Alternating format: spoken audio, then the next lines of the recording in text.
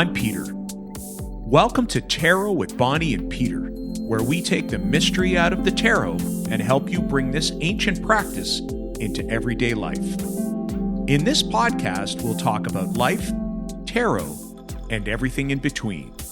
So grab your tarot deck, get comfortable, and start your journey to tarot with Bonnie and Peter. Hi, everyone, and welcome to Tarot with Bonnie and Peter. Today, look, I'll say, if for those of you that have been watching the last couple of episodes, you've heard Bonnie and I complain all about the winter that we happen to be living in, that dark time and short days. And we are slowly, we're almost the end of February when we record this. We'll release it in all likelihood end of February, beginning of March. And for us, those are the days that they start to get longer. And we move from the, let's say, dark days to light. We thought today we would explore that concept, that idea of dark moving to light, that transition from, let's say what's behind the scenes or in the shadows to what's out front and authentic and obvious, and lit up. And we have cards inside the deck that would send some of those messages, and we're going to look at some of them today. And then we're going to finish off with this 3-card spread that focuses on that idea of shadow to transition to kind of in between and to light. So if that is of interest to you, then by all means, stay tuned, hang on, and see what we have to say. I'll do an invitation right off the bat. If there are cards that we don't talk about, and there in all likelihood will be cards we don't talk about that you think fit that theme, put that in the comments on whatever platform you happen to be listening to. We would love to hear from you. So, having said that, I'll say hi to my podcast co-host. How are you, Bonnie? I'm great, Peter. Thank you. How are you? Good. Cold. You said you went for a walk this morning and did it was my steps this morning. minus It was 17? minus 17 or minus 19. That's cold. So for, wherever you happen to be, whether you're Celsius or Fahrenheit, it doesn't matter. Minus 19 is cold. So my legs were cold. My fingers were cold. My nose was cold. It was cold, but I had to get that movement, and get the blood flowing to start off the day. So. Yeah, you're definitely much more courageous than me. I just don't go outside when it's cold.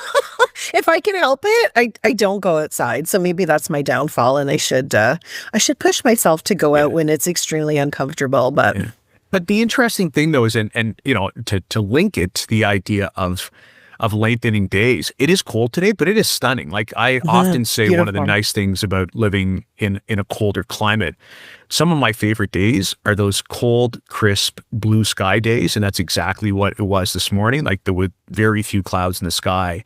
It's got that gorgeous, I guess it's kind of almost an azure Mediterranean blue in the sky. And yet, I call the nostril freeze, that when you're inhaling, Yes. it's so cold, everything, all the air just freezes, all the moisture just freezes. But it's still, it is much more pleasant than it sounds. So. Yeah, and it's sunny and it's beautiful out right now. So at least we have that. Right. And again, and I think, those transitions, those dualities, are what we're going to talk about today. So, maybe we'll start. I won't say we'll start with the obvious, but we'll start with one I'm pretty sure we've mentioned before, and I think that's the luminary transition. What I call the 3 luminaries in the Major Arcana. And you tell me what you think about this, Bonnie. The star, the moon, the sun, and the idea of the star, and think about the cards that kind of precede that.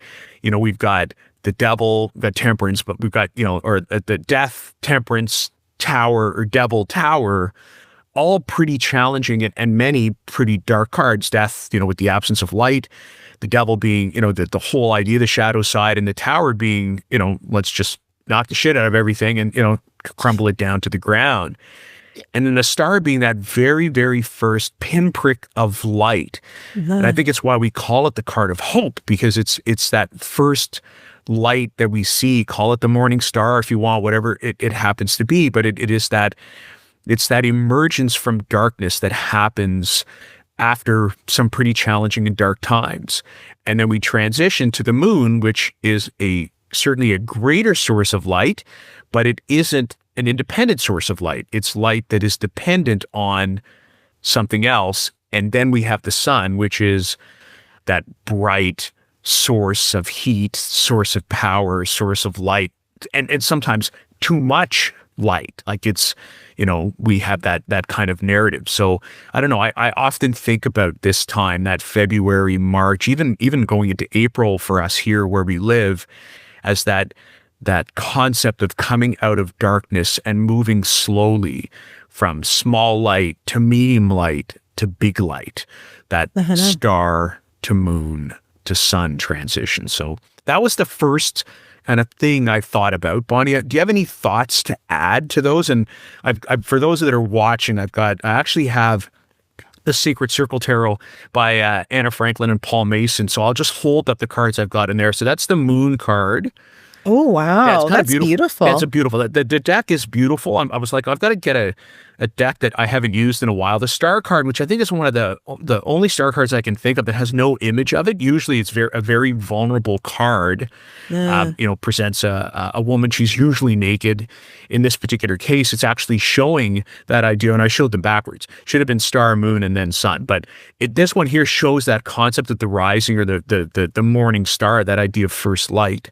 And then the sun, same, right? It has that, again, no horse, no baby, just the sun, but a very, very bright sun, and looks like it's providing food and nourishment to a field below. So, and then, this particular deck has little symbols around the outside. So it's a frame deck, but then like the moon had a bat, the star had some leaves and some ivy, and the sun actually had what looks like yellow flowers that I can identify, and I can identify them. My wife certainly could. And then it's got a bumblebee and a couple of lizards and maybe salamanders as well. So for fire, it'd be salamander probably. So anyways, ramble. What are your thoughts on those three, on that trinity of light, the star, moon, sun?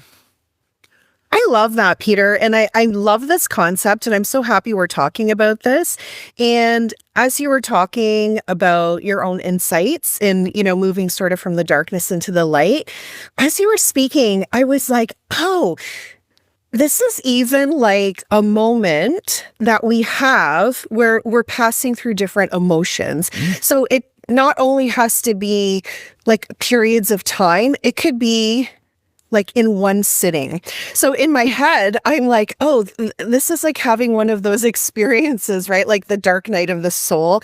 It's like the death card is like the realization of like, oh, like that contraction, right? Like that, like, oh, something's here. And then, we move through temperance. It's like, okay, like, where's this going to go? And then we get to the devil, right? And it's that like, oh my God, this is never going to end. I'm in hell, right? When we're in the depths of despair. And then we hit the tower, and that's like the ugly crying, the like release of like, oh my God, this is so bad. And then the star is like the exhale. It's that first moment where we're like, so it's not like the end, but it's like exactly what you said. It's that little crack, that light of hope. And that's like that moment where we're like, okay, the ugly crying is starting to come to an end, and we can just like exhale and be like, okay. And then the moon is still that like we're so tender and we're so like, ugh. And then we come out of that on the other side, and then the sun is like, okay, like dry my eyes, like now I'm ready to move on to something else. So it's funny. I've never looked at that sequence of cards in seeing that as an actual like time frame that we can go to in a moment. So thank you for that, because I think that's really great insight. Well, I thank you for, and you summarized it so well. I'd even go one step ahead and think of that hangman card, which is, it's that moment where we stop and we almost gain perspective. It's that pause and suspension that then I think can initiate that process that sort of goes from the hangman all the way to the sun. And I think what you highlight is, we often think, well, where do we see this in a card? And this process, which is a common one, the idea of, going from emotionally dark times to emotionally light ones, doesn't rest in one or two cards. It actually rests in a series, of 7 or 8 cards. It's a narrative, and we can find ourselves anywhere along that continuum. We can be, experiencing, that pause, that we're moving forward, then we're slowly stopping, and in all likelihood making that 180-degree turn, or kind of suspended or we're in suspended animation in the Hangman. We can be, all the way down to that first initial self-reflection of the moon, that idea of, like you said, I'm feeling vulnerable, but, I've just had that first exhale of hope. Like you can really be anywhere. And I think what I like about us choosing to talk about this today is, for those of us living in the Northern Hemisphere, the days are aligned with that emotional journey. We often feel that idea of, we talk about SAD, which is, that seasonal affective disorder, where people get extremely sad, or, even clinically depressed during some of the longest days. I think I've read somewhere, it's January 20th or 21st, which, is one of the hardest days of the year for many people in the Northern Hemisphere. So, to talk about that emergence from a seasonal perspective really does line up with talking about it from an emotional perspective as well. No. Yeah. I love how you brought in all the other cards too. And that you really made it personal. Like when you talked about that, how we feel like, Well, it's funny when you talked about the star card, I was like, oh, the star is like that exhale that you feel when you're coming down from like an emotional high, but not a high, necessarily in a positive way. Like we're so overcome with emotion, and then it's just like that first time that we're like, letting it go. And then I thought, oh, this is all happening in real time in my head. Yeah. So I think I have a lot of these moments. And I think that when I'm in the depth of the tower where I'm just letting it all out, and like, now, when somebody's going to create a deck end that calls the tower ugly crying. You know that, right? What? Sorry? Somebody is going to create a deck that calls the tower card ugly. The ugly it cry. Is ugly crying. Ugly cry. But like when you're in that tower moment of ugly crying, you could be like, because we go there and we're like, this is never going to end. Like it's like so hard to move through. But then you're like, oh, but just on the other side is that star card. Like once this is over, like now I see the light. So I think for me, this is probably a revelation for myself when I am in these moments, or feeling like I'm in the devil card of like, I'm in hell and this is never going to end. Like what the hell? Yeah, I love this imagery for myself. That's, great. There you go, right? That card narrative. Now, we talk about some other cards too, and it's funny because you talk about the idea of kind of reflecting, or, choosing where you're going to be. And I thought of 2 other cards. I thought about the 5 of Cups and the 8 of Cups. And both of those cards sort of, again, being that idea of emotional, because they're cups, movement from dark to light. And I don't know, do you want to, do you want to talk about those 2 cards at all, or? Sure. Okay. All right. Like the 5 go, and then the 8, 5 like and the 8, how those. Yeah. So the 5 of Cups, and we were talking a little bit about this before we hit record, but the 5 of Cups really is a card about healing, and it's usually healing something that has happened. So we're experiencing a loss of some kind, or we're re-experiencing a loss. A lot of people often see the 5 of Cups as a card of grief, and grief doesn't just have to be grief in the moment. It could be grief that we're still experiencing many years later, after something has happened. So it's that card really of focusing on what's in front of us, on those 3 cups that are empty. Usually they're knocked over, or things are spilling out of the cup. But behind the 5 of Cups, there's 2 cups that are filled. And it's often like, once we've sort of done that healing work and we're ready to sort of look behind us to see what's actually in those 2 cups, and what do you see as sort of that that promise or that exhale, right? Like, oh, like now I can look behind me and see what's there. So the Five of Cups in terms of dealing with grief or healing or sorrow in that sense is, again, you're in this space where it's really difficult, but you know that, again, like a lot of people refer to that card as this too shall pass. We don't always have to stay in the energy of that really raw, tender sadness, because we know that right behind us, there's something waiting for us. And then we can move on into the Eight of Cups. Like, what do you want to add then for the Five of Cups? Yeah, I mean, nothing beyond, like I would have said everything that you said. And you know, the thing, like, I guess the link around dark to light is that there are almost two sides of the Five of Cups. There's the moment that you are sitting in loss or regret or grief, and the Five of Cups does actually say that's okay. Like, you need to have time to sit there. Yeah. What I always think that the two upright cups or the two, full cups say is that it's not okay to stay there. That there are not five cups that are empty, that you haven't lost everything, that you have lost some things. And then what it calls for is an adjustment.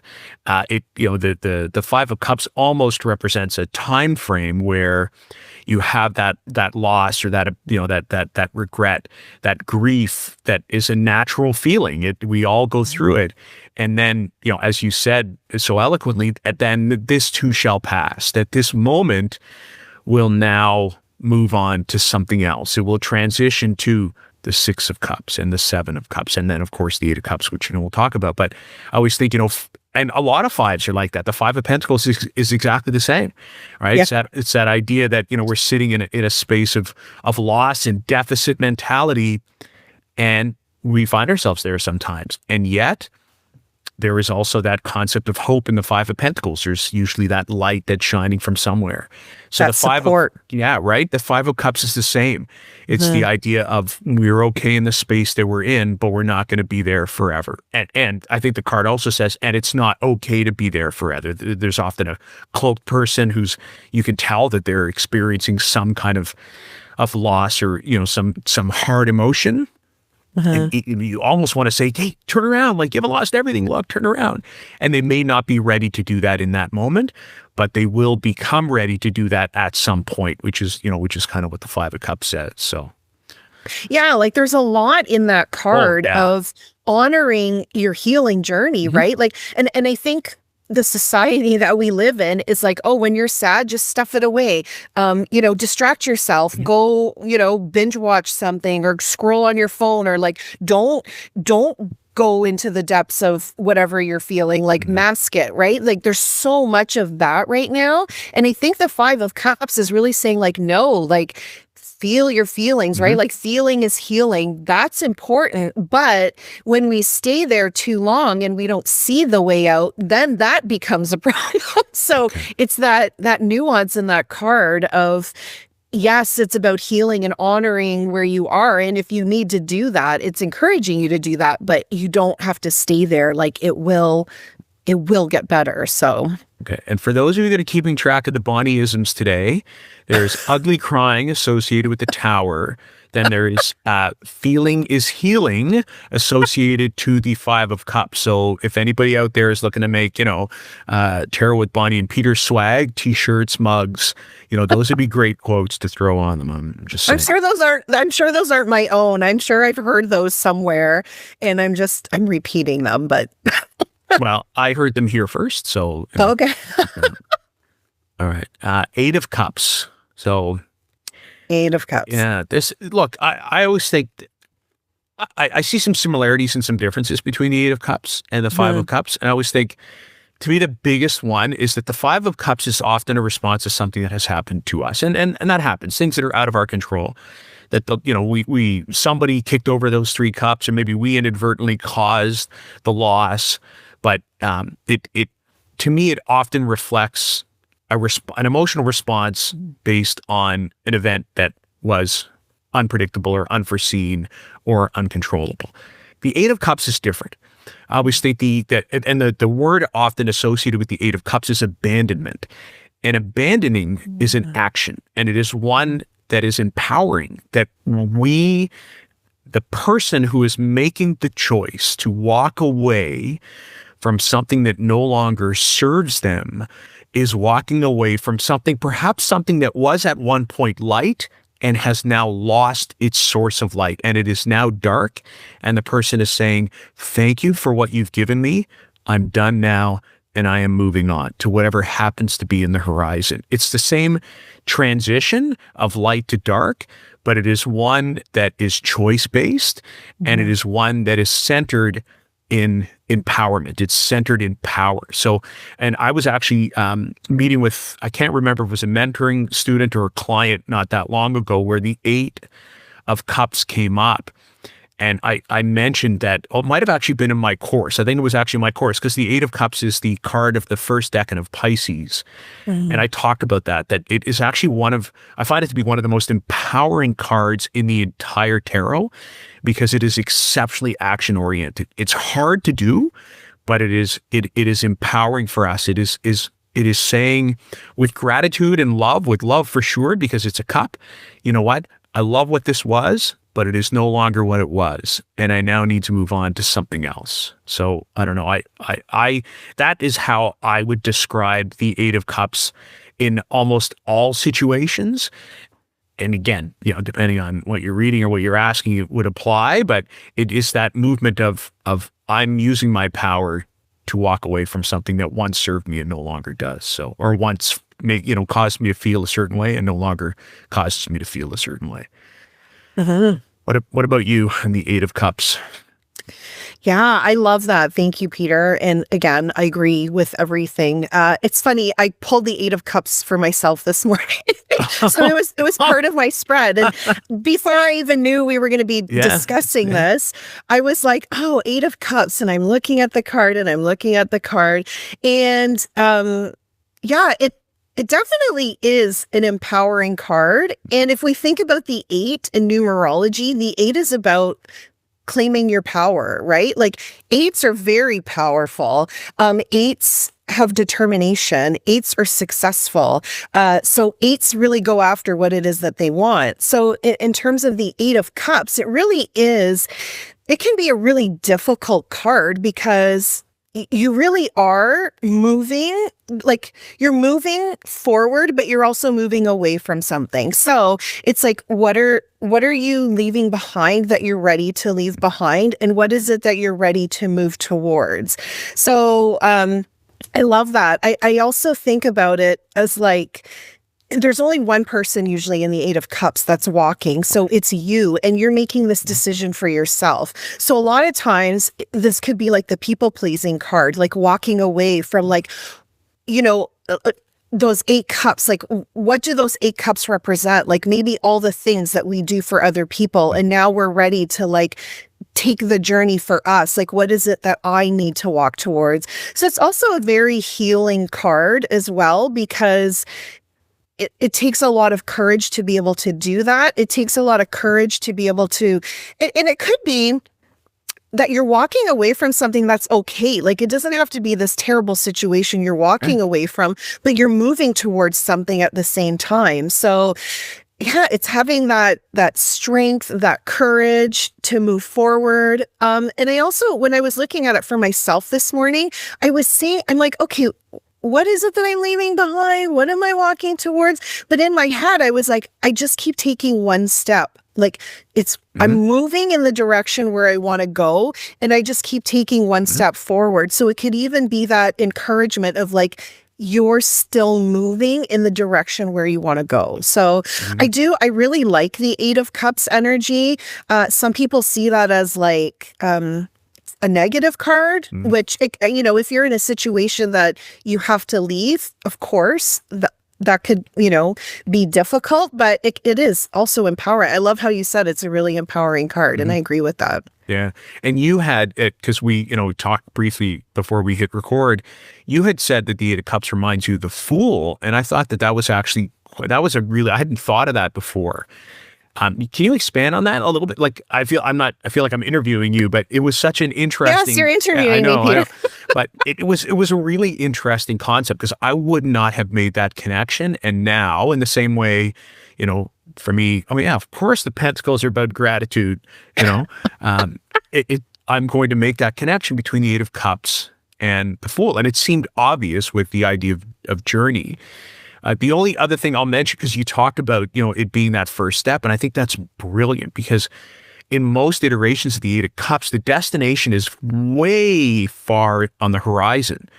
So, the Eight of Cups isn't about quickly reaching where you're going to go. It is about taking, that first step, is having the power to take that first step and to leave whatever it is you leave behind. But yeah, you mentioned Eight of Cups and Fool, and I'm really... I'm really curious. Yeah, totally. I read this somewhere about, and I can't remember what book I read this in, but it was like the Eight of Cups, and I think I mentioned this a little bit when I was talking about it. It's like a journey that you're ready to go on.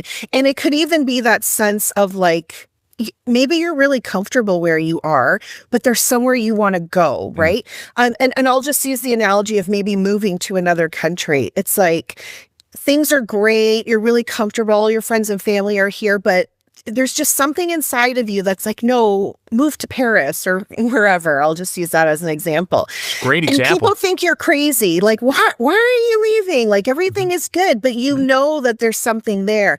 That's the energy of the Eight of Cups, which is like the Fool. It's like, I don't know, but like, I know that I have to go on this journey. And the Fool is more about like, okay, I'm going to like walk off this cliff and I know I'll be supportive. And the Eight of Cups is like I've got that energy inside of me to do it. It's like you're being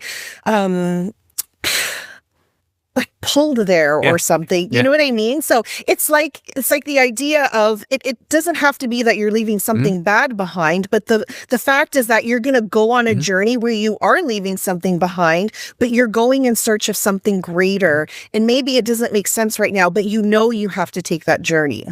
You can almost see I mean, I love that. I love the connection between the two. And of course, as you were talking, I was thinking as well, because it's the Eight of Cups, you could see the pull being an emotional one, being, I feel like I have to go there. My intuition is bringing me there.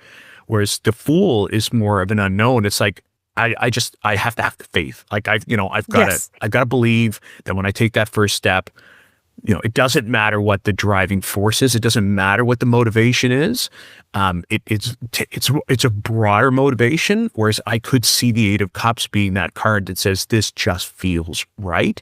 We talk about right. The it does feel because that's emotions, right? Yeah. We're talking about cups. We're talking about our emotions. I didn't read anywhere that the Eight of Cups is linked to the Fool. No? That was mine. But the idea of moving towards something because you want to go there, even though things might be okay. That idea I read somewhere. So no, I think I love, and that's why I wanted to bring it up, because I think some of our listeners will appreciate that connection as well. And again, if you have other comments or questions around that, that Eight of Cups Fool sort of dynamic, please, by all means, share them with us. But I would think that some of the similarities between the two cards are obvious. So I love that you brought that up. So yeah. Any I know we talked about some other cards. I don't know, any cards we want to bring up that have that sort of dark to light pathway. I mean, we mentioned, like, we talked Fool. Yeah. We really did sort of talk, I guess, from the Hanged Man all the way to the Sun. We did that. We did the Five of Cups. We did the Eight of Cups. I think maybe the Four of Cups fits into that. And funnily enough, I also pulled the Four of Cups. Oh, yeah, Eight of Cups, Four of Cups. Maybe I'm just revealing my own reading from this morning. But yeah, the Four of Cups can also be that energy of like, we're just looking at what's in front of us of those three cups, right?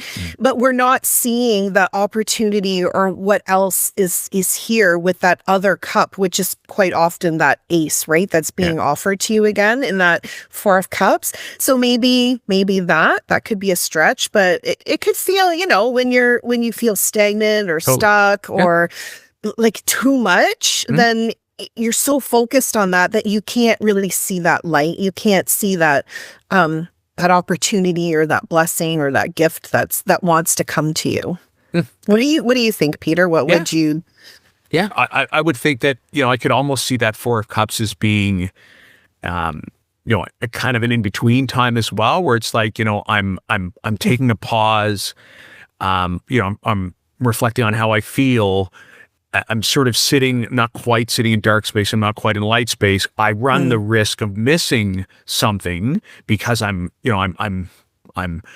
feeling all the feels. I'm just, kind of sitting here in that, under the tree sort of space.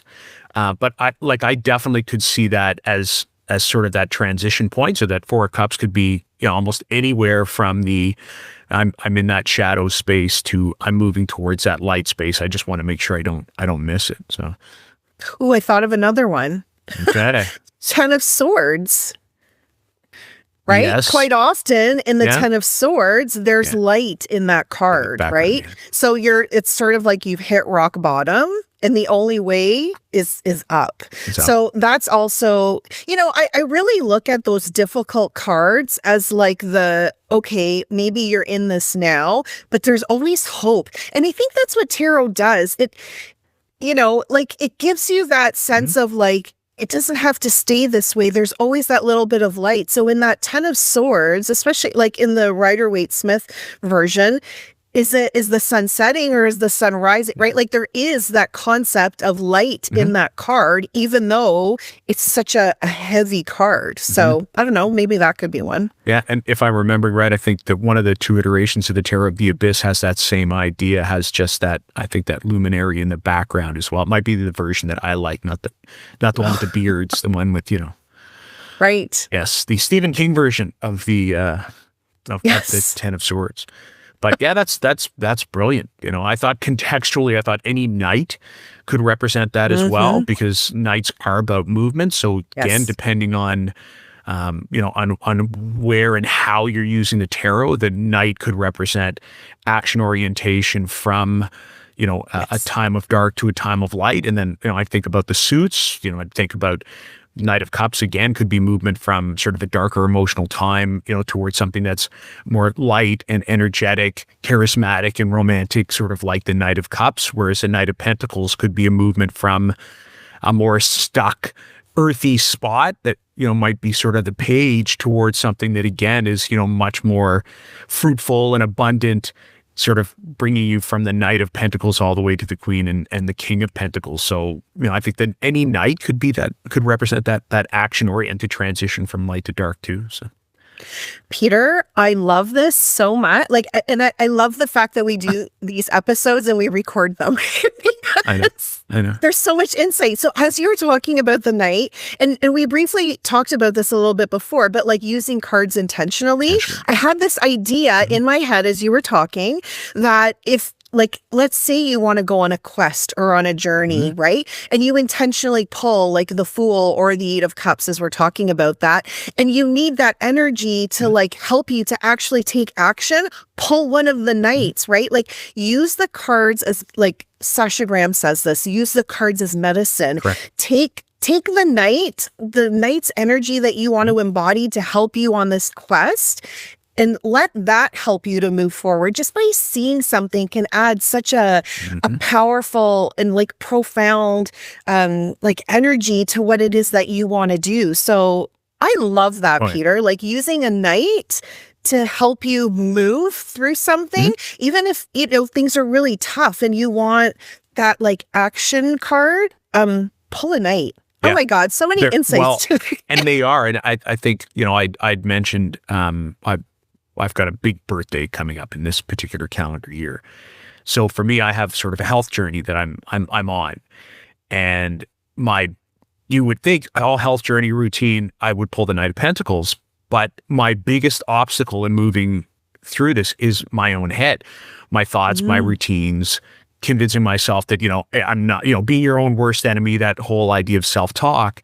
So what knight do you think sits literally on the credenza downstairs where I can see it every day? Knight of Swords.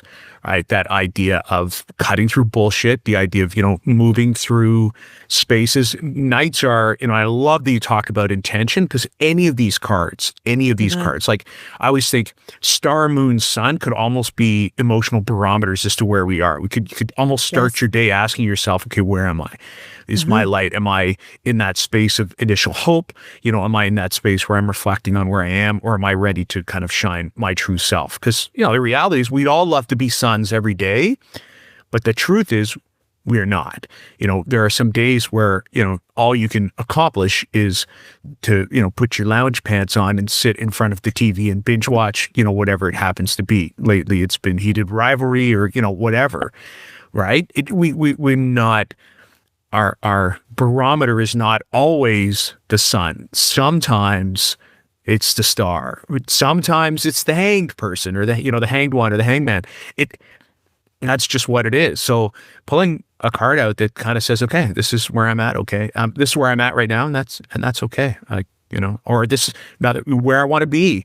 This is where I see myself. This is the potential. Like, what I'm doing with the Knight of Swords, Yeah, that's such a great idea, Peter. And anyone can do this, even if you're not so familiar with the tarot. You can go through the deck and pick an image on the card of how you're feeling in the moment, right? And look at what is it about this image? How am I connecting to this image right now? And then intentionally going through the deck and picking, how is it that I want to feel, right? If I'm in a place where, I'm tired of feeling like this, or I need something to sort of help me get out of it, then pick an image, pick a card that will help you move out of that. Oh my God, I love it. Of course. For those people who work in education, we've been doing it with students for years. There's a program called Zones of Regulation where students would identify how they feel based on one of 4 colors. And then, of course, we would work with them all. What does blue feel like? And what does yellow feel like? And what does red feel like? And what does green feel like? And it really provides an anchor for using words, how we feel, where we're a little more sophisticated as adults, so the tarot can really work quite well. The images that are in there, the colors, the feelings, the meanings of the cards can be real barometers as to how we're feeling. So, I'm with you. I love when we have these episodes. Sometimes it's just, okay, well, what are we going to talk about today? And we get into these deep philosophical conversations that we hope they're helpful for you and I. Yeah. Probably quite self-serving that we are. But we hope, somebody had mentioned, and thank you for whoever it was who had sent a beautiful 5-star review and said they really appreciated just, 2 adults having a good, solid conversation about the tarot. And I think, this is another one of those examples, which is really what I appreciate so much about you and about this, our opportunity to do this for almost 2 years now. Almost 2 years, Bonnie. I know. And I feel the same, Peter. I'm so grateful for our friendship and for this love of tarot and us being able to express this. My husband said to me this morning, he's like, you're almost at 100 episodes, right? I'm like, well, no, not quite, but we're over 70. So that's pretty episodes. Phenomenal. It is. Okay, we had talked. Do we want to move to the spread? Or we could. This would become. This is going to become a 3-hour episode. I know. So we had talked about doing a 3-card spread, and again, we just thought something really simple. Sort of 3 positions. One being, we've talked about sort of dark and light. So, one being the darkness or the shadow, one being the light, and then one kind of being in between. So, position 1, like card number 1, and we'll just sort of do them, horizontally, one beside the other, would be, what is the darkness? What do I have to release? It would focus on our losses. It would focus on our stuckness. It would focus on, illusions, those kinds of things that are blocking our progress. So I'm going to draw that card. The second one would be that in-between space. What could help us shift? What could be that turning point? What might we need to surrender? All of those kinds of things that are transformative. And then position 3 would be the light. What is it that shows hope or inspiration or the possibility of a new beginning? Think about it. What if the card 2 is the in-between, then card 3 is, well, what's waiting for me on the other side? So we've got dark, in-between, and light. How does that sound to you, Bonnie? Awesome. I'm so excited to do this. All right. I'm going to put the cards that I pulled out back in just in case they happen to show up.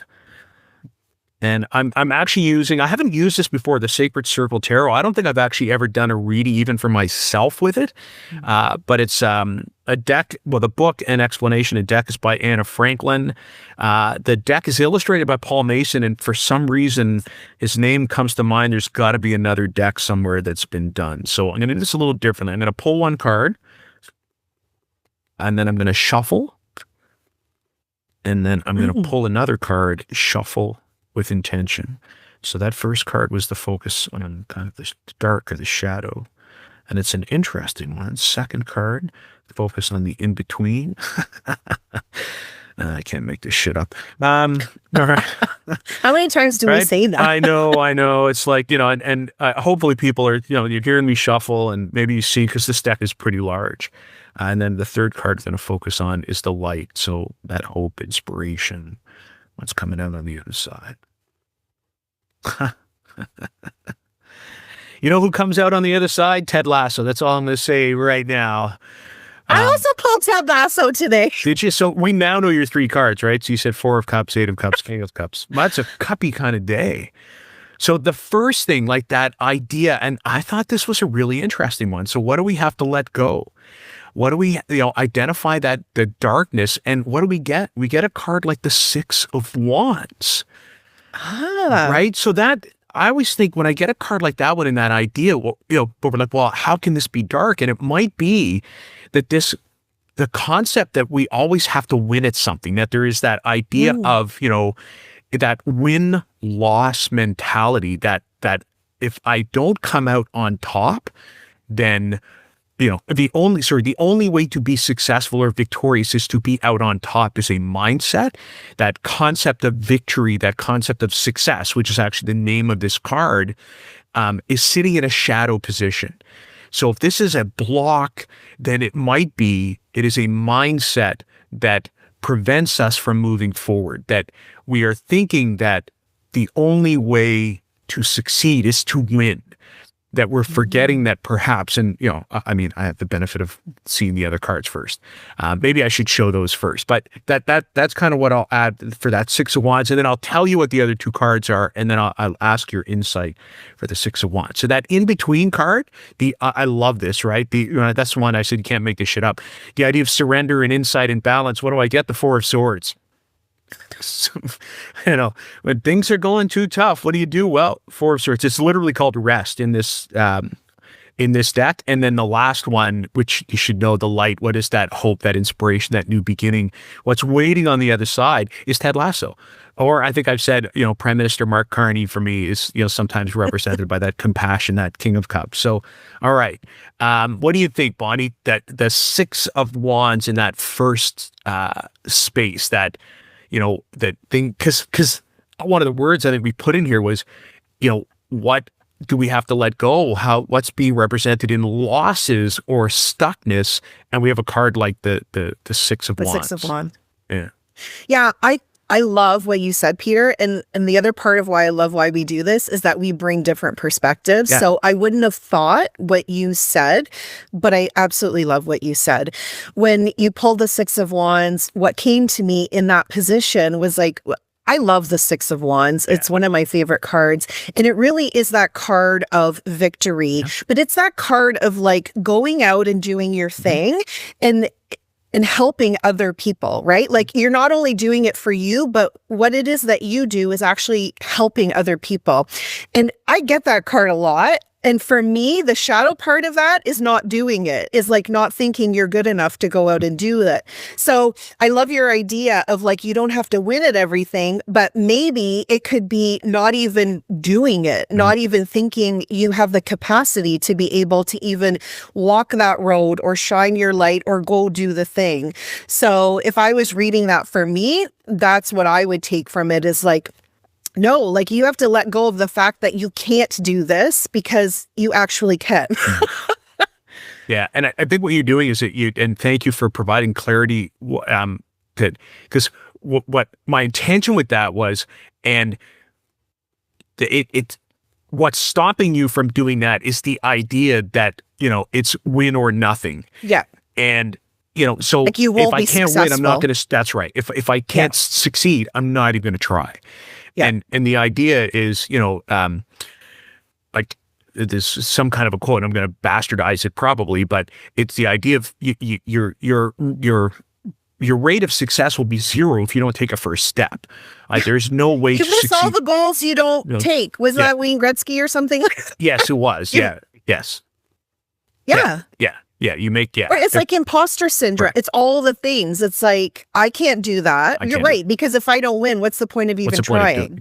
Yeah. Yeah. So whereas, not, and I love that kind of blended idea of what we had both said. It's like, I won't take that first step.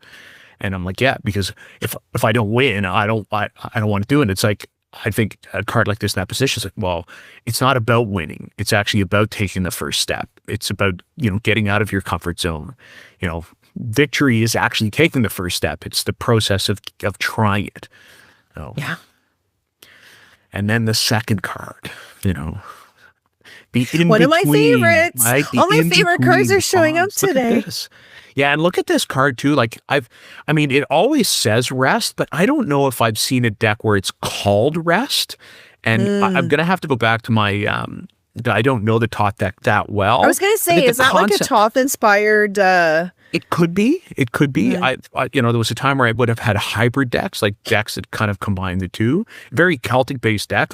As I'm going through it, I'm going to keep it in my to use pile because it is gorgeous. But it really does signify that idea of rest. So I would think a card like this one is basically saying you need to stop. Like you got to take care of you. You got to hit that reset button.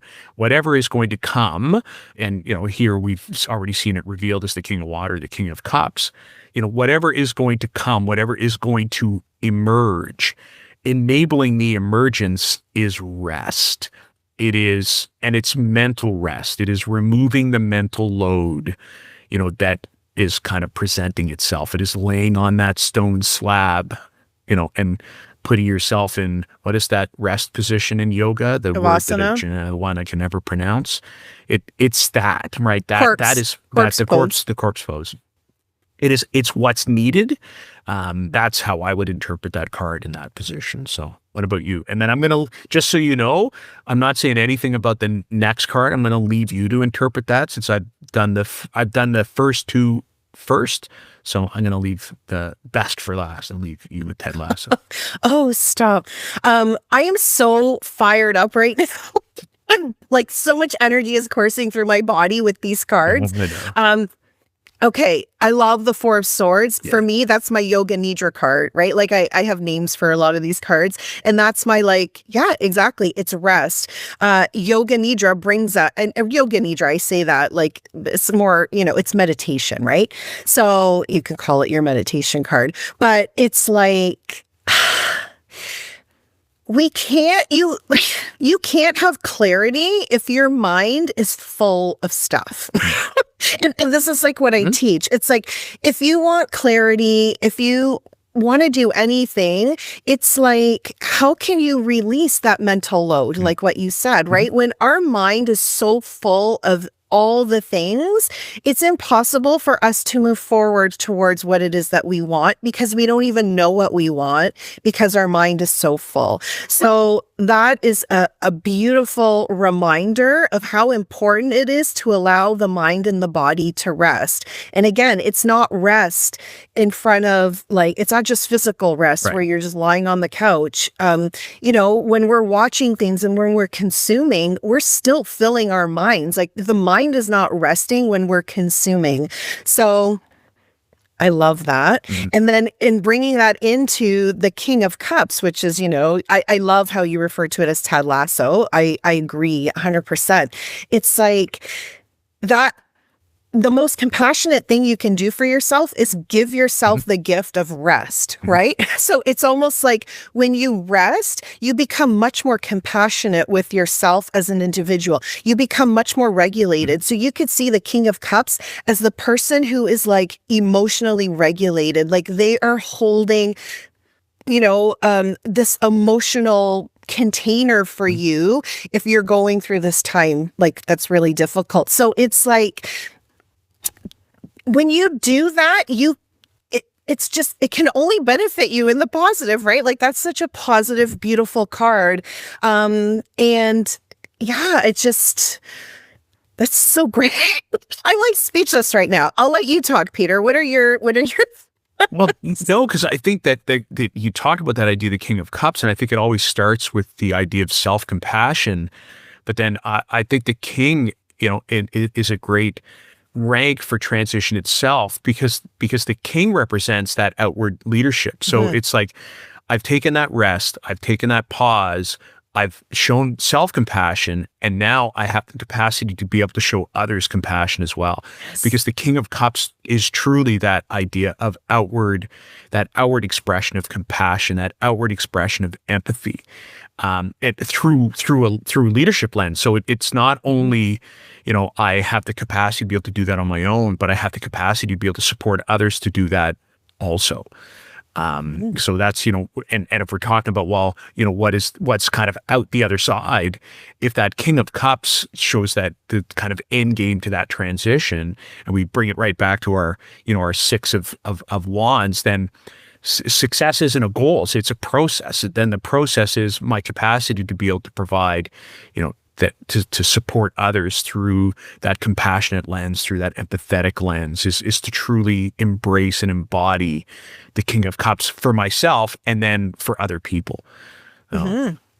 Yeah, I love that. And it's true because it's like that King card too. It's like the card of mastery. You're like at the top of that suit. You've sort of mastered everything. So if you think of mastery in terms of emotions, it's like you're so regulated that you can deal with all those things that, it's not to say like we're never going to experience discomfort or, anything sad or uncomfortable. It's like, we can experience that, but still come out and maybe experience that through the lens of compassion and kindness, as opposed to that really harsh criticism sometimes that we feel like when we're feeling really upset or depleted.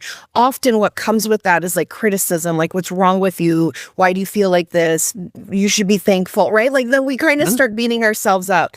So, and the more that we can do that for ourselves, you're right, as the King, the more that we can help other people do that too, because now we've created like more capacity to do that for us, but now to be able to do that for other people. So I think that's amazing. And when your nervous system is like regulated, you can do a lot more stuff and with a lot more joy, because when we come at everything from this place of stress, nothing is enjoyable, right? Because there's this like hook, there's this thing that keeps pulling us back, right? It's like, oh yeah, I want to go out and have a good time, but I am so stressed, my body doesn't even know how to enjoy this. So that's fantastic. Love the insights. We 3-card spread with, 3 amazing cards. We talked about, I don't know, we must have talked about 8 or 10 cards that theme of the emergence from, dark. I feel lighter now after this conversation. It's like, I'm ready, those dark times. And I was noticing as well, even, I'm watching for those that are watching on YouTube and not listening, the daytime light is actually shifting in the sky, and it's slowly started to make its way into my office, and I can just see it just here on the side of my, of my head. You're glowing, Peter. Right? It's almost that shift from dark to light is sort of happening as, in real time as we record this. So that was great. Thank you for that conversation. Thank you for all your insights today. Thank you for that amazing spread and for pulling those cards. It was, wow.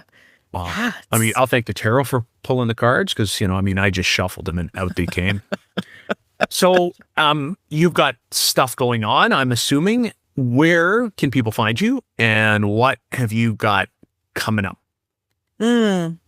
Yeah, there's always a lot of stuff coming up. If you want to know what I'm up to, the best thing to do is come over to my website. You can find me at tarotwithbonnieandpeter.com. You can also go to my website, which is breathewithbonnie.com. If you sign up for my email list, then you'll always be notified what I have coming up. I do yoga nidra classes, which is meditation. There'll be some breath work events coming up as well. And anything that I'm offering service-wise is also there. So that's the best place to find me and to see what I've got going on. How about you, Peter? What do you have going on? Where can people find you? Well, find me at the same spot, tarotwithbonnieandpeter.com, and then a link would be right to my website, or you can go directly there at peterwhitetarot.com. The most recent thing I've got, the thing coming up the soonest would be the Cards of Aries, which is the next iteration of my Cards of the Zodiac.